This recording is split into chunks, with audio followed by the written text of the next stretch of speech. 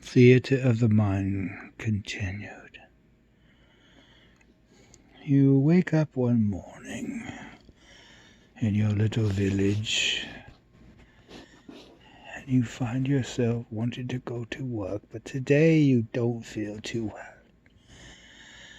Only because you've been worked to exhaustion for months and months and months. And you look at your wife and you say, I can't do it again, I got to go.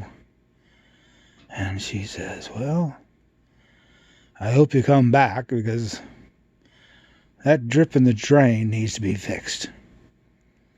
All right, love, I'll be right back. And you go into the city that you live, a carriage ride away. And you get to the doctor's office and he says to you, why, sir, what would you like for me to do for you today? And you tell him that you don't feel well because you're almost at the end of your exhaustion level. And he says, you know, there's technology now that will allow you to take stimulants. And those stimulants will allow you to do whatever you want at no end. And then you agree to accept those stimulants provided by him via prescription. So you wander off into the pharmacy and you put your script. Short word for prescription, everybody used it. You take your script to the doctor there. He's licensed, so we know you can trust him. And he gives you a concoction of these chemicals that you could ingest and continue on. Years go by. You've been addicted to this medicine, and now you've found yourself always needing it. Your doctor doesn't care. He did his job. He's off making more money now than ever before by prescribing this chemical concoction that was discovered in China and Great Eastern Europe areas, Afghanistan and areas of that area. It's called heroin.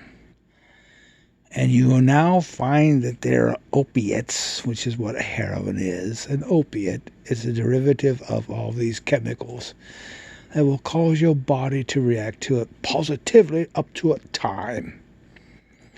You're running around like your head like a chicken when his head is cut off. You know no end. You don't care. You just need more heroin.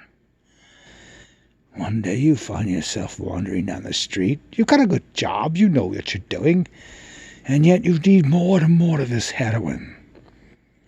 You're now in Hong Kong, China. You grew up as a young lad. In Hong Kong, they have these heroin dens. And you think to yourself, well, if I've got a few pounds here. And when you say pounds, you mean British currency, because the British have taken over your country, or Hong Kong as it is, as a subsidiary of the colonialism that was going on at the time of your life there.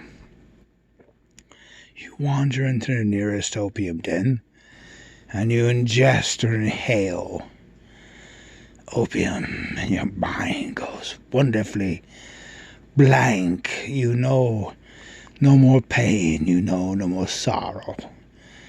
Your mind begins to wander, and a few hours later you leave there, go home amid your friends and family.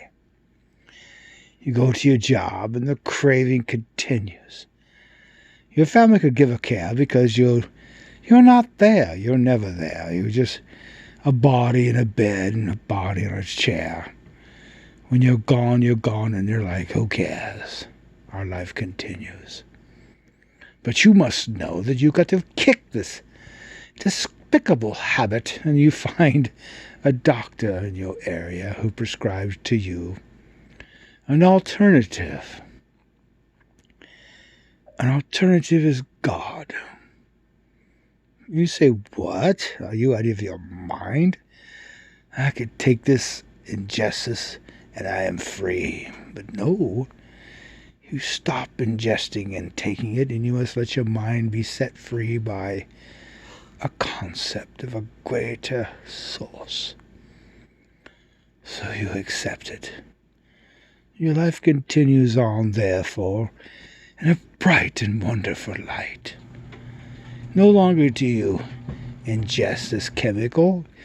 You ingest life and friendship and folks around you who care about you. Your friends and your family are enlightened every day. And then one day, you die.